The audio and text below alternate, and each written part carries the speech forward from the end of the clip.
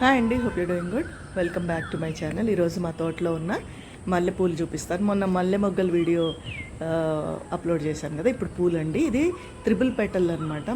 మల్లెపూలు చాలా మంచి వాసన అండి. ఎంత మంచి వాసన వస్తాయంటే అసలు చెప్పలేము, అంత మంచి వాసన వస్తుంది అనమాట.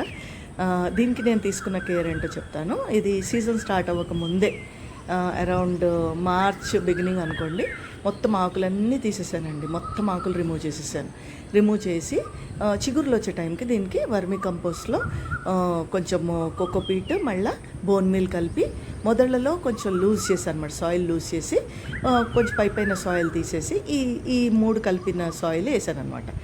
ఏం కానీ చక్కగా ఇంకా చిగుర్లు వచ్చి ఇంకా పూలు అనమాట. మొగ్గలు ఎట్లా పూలు వస్తున్నాయి అంటే మొగ్గలు వచ్చి పూలు వచ్చేసినాయి. ఇంకా ఎవ్రీడే ఇన్ని వస్తానండి. రోజు నేను ఎవ్రీడే వస్తాయి ఇన్ని పూలు.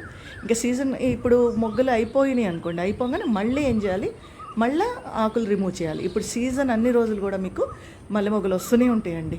మీరు ఆకులు రిమూవ్ చేయాలి, మంచి ఫర్టిలైజర్ ఇవ్వాలన్నమాట. మనం ఏంటంటే ఇప్పుడు భూమిలో ఉన్న దానికంటే న్యాచురల్గా దానికి బలం వస్తుందండి, బలం అందుతుంది. కానీ పాట్స్లో ఉంటే కొంచెము అంటే అది చిన్న పాట్లో పెరుగుతాయి కాబట్టి వాటికి బలం 15 డేస్కి ఒకసారి ఏదో ఒక బలమైన ఫర్టిలైజర్ ఇస్తూ ఉండాలి. బోన్ మిల్ కానీ, మస్టర్డ్ కేక్ పౌడర్ కానీ, వర్మీ కంపోస్ట్ కానీ, ఆనియన్ పీల్తో చేసుకున్న లిక్విడ్ ఫర్టిలైజర్ ఆర్ బనానా పీల్స్తో చేసుకున్న లిక్విడ్ ఫర్టిలైజర్స్ ఇవి ఇస్తే కనుక రెగ్యులర్గా మనకి పూలు వస్తాయి. సీజన్ అన్ని రోజులు కూడా మనకి చక్కటి పూలు వస్తాయి అన్నమాట.